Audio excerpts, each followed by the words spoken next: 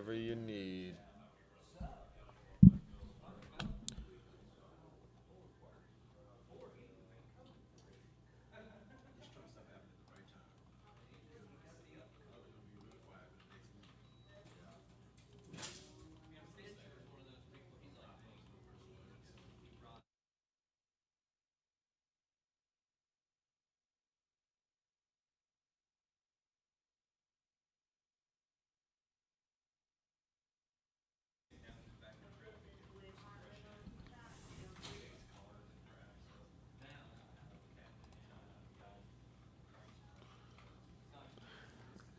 All right, everybody, here we go. Thank you so much for joining me here on the First Alert Desk. Today is Tuesday, August 15th, and we are going to be talking all things Trump here at the ANF Plus First Alert Desk. My name is Allen Devlin. Thank you so much for joining me. I'm an anchor here with Atlanta News First.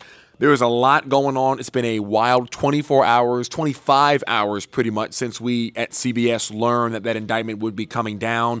Of course, the clerk brought that indictment to be signed by Judge McBurney yesterday right around 9 o'clock. Here we are at 8 p.m., 23 hours later. Since then, the entire nation has been keeping their eyes right here on our state, our county, if you live in the Fulton County area, and it has been a busy one. There's a couple of things, three key components I want to walk with you through here today to either refresh you on what is going on or walk you through some new things that have developed here in the last 24 hours. Mainly, the one thing you want to know is that this is far from over. Right now, we are going to be seeing the former president and all 18 other people who were named in that indictment that are going to be coming to Fulton County to go to that courthouse to be booked and processed.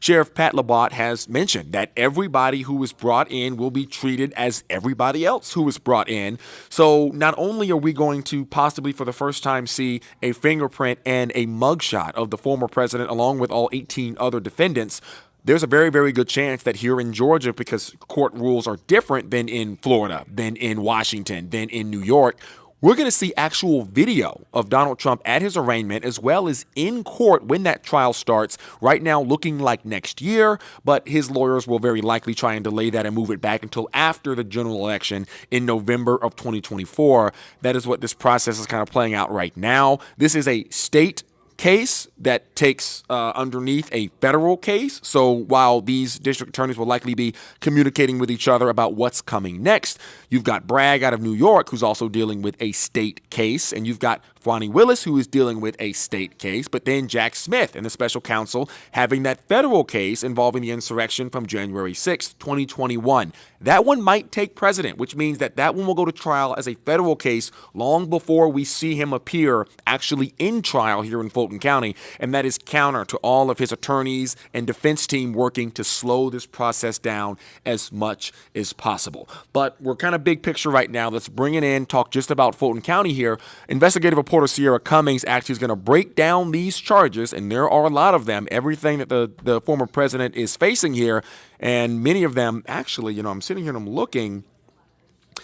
Actually, guys, I apologize. It looks like some of my video did not come through here, even though I downloaded it earlier. So you might just be chilling with me. We might just be talking this one through a little bit. We're good. Might just be talking this one through a little bit and walking you guys through it. Basically, the former president is facing a number of felony charges, one of the most serious being a RICO charge, which is basically accusing him of working to conspire to overturn the election. And the thing with the RICO charge is that when you've got a long list of people, I guess Fani Willis decided to try them all at once. So all 19 people are going to be tried at once. Usually that process would take years and years to do in a court of law for a district attorney's office. But this time around, Fani Willis wants to get this done in 6 months. We already saw her move that timeline several times as quickly as she can. She's been investigating this for about 2.5 years. Mind you, that phone call between Donald Trump and Secretary of State Brad Raffensperger happened a day after Fani Willis was actually put in office in 2021. So she has been on the ground pursuing this case since it all started. One of the things that I wanted to talk to you guys about today, and I apologize for not having the video, but I'll walk you through it here, is that even though this is happening right now in Fulton County, and the Fani Willis and the district attorney's office is saying we are accusing them of doing these deeds. We are accusing them of running a criminal enterprise. We are accusing them of trying to overturn the election. There are many voters here in Georgia that honestly say that this is a grab, a straw grab. They are saying that they're trying to go for anything they can to take Trump down right now versus actually letting him go to the ballot in November and get elected for what would be his second term as president. Donald Trump actually released a video today on Truth Social saying that exact thing, that this is an attempt to slow his momentum down. Mind you, I believe in the latest, I want to say, New York Times polls, Trump and Biden were tied at 43% apiece. So it is neck and neck, just like it was back in 2020. We know that Joe Biden was able to actually take Georgia as a state for the first time in like 30 years in a presidential election. Since then, Joe Biden and the Democrats have been working hard to counter Donald Trump and the Republicans from, re-winning the state, taking the state back in 2024. But we all know that a lot of these elections, these presidential elections, come up to the undecided voters. That's really where this thing goes every single time. Like I was saying with these these GOP members, these Republican members in Georgia, Coffee County was the center of a whole lot for a long time. And we actually went to Coffee County today and we talked to people in the area about this indictment, about what this means for Trump. Mind you, we bring up Coffee County because if you might know, in that indictment, several people are named in connection to an alleged attempt to hack into voting machines in the county for the presidential election. And Donald Trump's attorney, Sidney Powell, or at least one of his attorneys, is also named in connection to orchestrating this entire process, orchestrating the breach of the Coffee County voting machines. That is what the district attorney is saying. Is it true or not? That is for a court to decide, but that's where we're at right now. So in the very county where this happened, in the very county where these alleged breaches were co-inspired, were created, were sent, we spoke to the Republican delegate there, and a lot of the people we spoke to, Rachel Aragon was there, said that this is a witch hunt, and they are still going to vote for Donald Trump in 2024, and that this is an attempt to slow his momentum down. The same thing that I've been saying here. And the last thing I want to talk to you guys about is one of the, downtrodden sides, local businesses in the area by the courthouse are getting impacted by this as well, because you know about those road closures all up and down and near the courthouse in Fulton County here in downtown Atlanta. Any of those local businesses or shops, they're seeing an impact. They're losing business because cars and passerbys are not willing to go towards the courthouse because of all the chaos that's been happening. Doug Reardon has been out there for pretty much 2 days straight, and it is not only covered in just journalists, but it's also covered in looky-loos, passerbys who want to see what's going on, who wants to see what's happened, and the president hasn't even come to Atlanta yet. Fonnie Willis last night, right around 11:30, she took the stage there at the courthouse, and she laid it out for us. She said, look, everybody, all 19 people have until next Friday, the 25th. I believe it's the 25th off the top of my head. Let me make sure. 25th. Next Friday, the 25th. Thank you, Jason. To actually come to Fulton County and turn themselves in. So we still have a week and a half until this actually plays out. And mind you, when they actually come to Fulton County, it's going to be more chaotic than it was yesterday when the indictments were announced. So we thank you for tuning into Atlanta News First. We thank you for trusting us to be your provider with this thing as it moves forward. We're going to continue to cover this from front to back. This is going to be a year-long saga here in Fulton County, along with what's happening in Mar-a-Lago, what's happening in D.C., and what's happening in Manhattan as well when it comes to the former president. And while this is all happening, the former president is trudging along, gunning for a second term as president of the United States. We've got 14, 15 months until that's actually going to come down to it. And until then, we will continue to cover this from top to bottom, left to right, to the best of our abilities. And on that, you have my word. Again, I apologize for not having any video up here this evening. I wish I could have walked you through some stuff with some visuals, but we just got to talk. Sometimes technology does not work the way you want it to. But what is working the way we want it to right now, honestly, has been this weather the last couple of days, because it has been nice, Patrick, I'll say, to deal with, I guess, just the heat instead of humidity and the rain.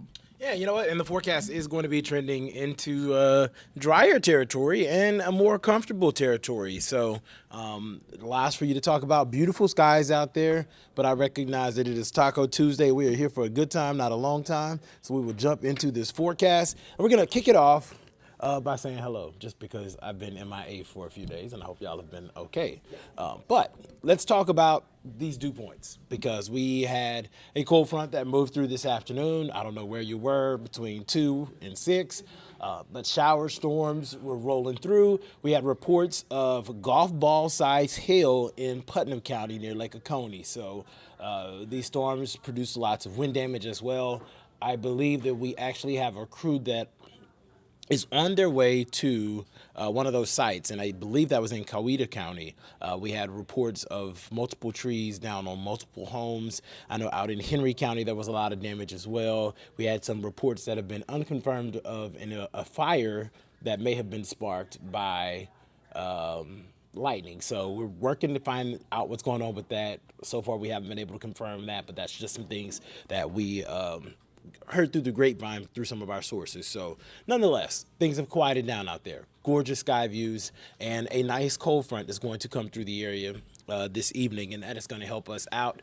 Not only is it going to bring some cooler temperatures, but it is going to drop those dew points. And we talk about dew points all the time, but the dew points, it's just kind of really one of our ways to measure the amount of moisture that's in the air and how it feels. We can convert that and loosely say that when the dew points are in the 50s, it feels great this time of year. When they're in the 60s, it's a little muggy. Once it climbs into the mid-60s, you're kind of in humid territory, and then once you're in the 70s, it's kind of ridiculous. You remember like the excessive heat warning and the heat advisories that we dealt with this week?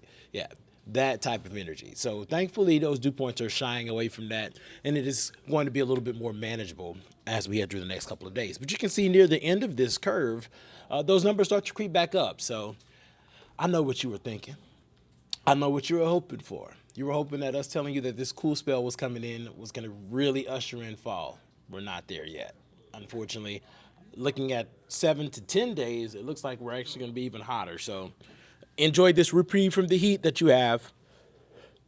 That is going to begin early in the morning. Lots of sunshine out there, some high clouds built in for the afternoon. I do think that it's going to be a gorgeous Wednesday, and we're going to be rain-free in our region, which means that you can get outside and do whatever you want to do. The morning numbers are going to be very comfortable. I think we're going to be in the mid to upper 60s across a large part of North Georgia with heat indices that are not going to be a factor. 67 degrees here in Atlanta at 8 o'clock, but I do believe that if you're in the suburbs, low 60s are going to be possible, mid 60s at worst. And if you're in the mountains, you're actually going to start off the morning in the upper 50s.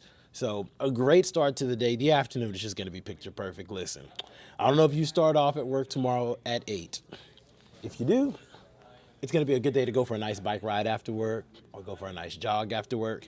Or maybe you're like me and all of the folks that are in the newsroom right now. We all start off a little bit later in the day, which means that we're going to go out and do all this in the morning, get that nice bike ride, that nice jog earlier on in the day. Just a fantastic forecast for that. And even as we look past Wednesday into Thursday, it's still looking pretty good. I do think that the morning will be about a degree cooler for most of us, but the afternoon is going to be about a degree or two warmer. We'll get into the low 80s quickly. By lunchtime, most of us are in the low 80s. As we head into the afternoon, kids are out of school, you're getting off work. I think that's where we get into the upper 80s. I don't think anybody hits 90 degrees, and if they do, it's going to be one location. Most of us top out in the upper 80s before we start to cool back down heading into Thursday night. As far as rain is concerned, it has gone away. It is so nice to not have to talk about pop-up showers and storms in the afternoon. That flow was just starting to just get a little annoying for y'all just like me. I know that that is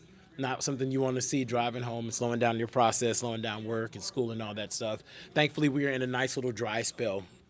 That means that if you were looking to get out by the pool this weekend, Mother Nature is giving you everything you wanted. A little warmth, a little sunshine. Now, Sunday, the humidity does creep back up, so those temps that are going to be in the low to mid-90s are actually going to feel very close to the triple digits. So do not be surprised if that heat index hits 100 degrees on Sunday. I still think that we're going to be a little bit shy where we would need to see a heat advisory, but still humid nonetheless. And temperatures are going to stay above average as we head into your Monday, Tuesday, and guidance is even keeping those numbers high Wednesday and Thursday.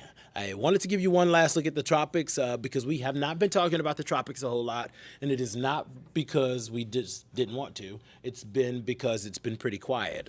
Two disturbances, one of them very unorganized. The further one to the left is very unorganized, only has about a 10% chance of development. The one coming off the coast of Africa has a lot of convection, lots of moisture associated with it, and it's just a little bit more stable. So we do believe that over the course of the next week, there's at least a low-end chance, a 30% chance, that we could see this develop into a depression. So I'll take you back outside so that you can look at our beautiful city while I get that 7-day forecast queued back up for you.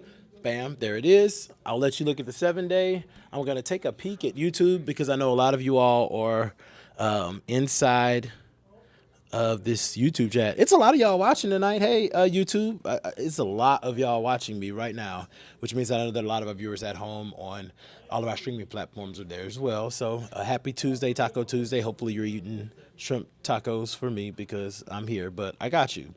7-day forecast shows that a very dry week is ahead for us. Enjoy it. The cooler mornings, the more manageable afternoons with lower humidity, with temperatures that are a little bit below where we should be. We get back into the warm territory by Friday, and then the humidity starts to creep back up, and it really starts to dominate the forecast as we head through the weekend. So I promised you a good time and not a long time, and we have come to the end of the road. So you all, if you have any more questions about the forecast, of course, our news team, they're working behind this. Literally, I heard some breaking stuff that we were getting into the newsroom, dealing with all of the Trump stuff that was at the beginning of the stream that Alan was telling you all about, and we're going to have a recap of all that tonight on Atlanta News First at 9 and 10 on Peachtree TV, and then a final look on ANF Plus at 11. Happy Tuesday.